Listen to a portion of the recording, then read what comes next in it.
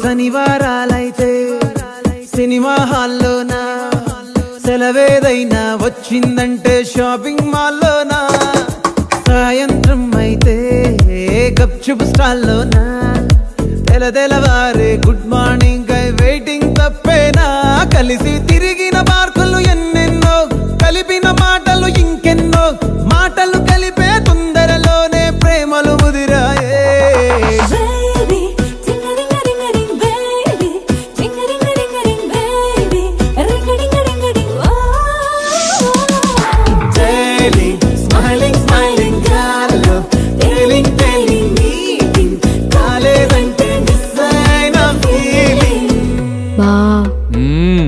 ప్రేమలో పట్టాక అవేవో ఉంటాయి కదా, అలాంటివి ఏమన్నా?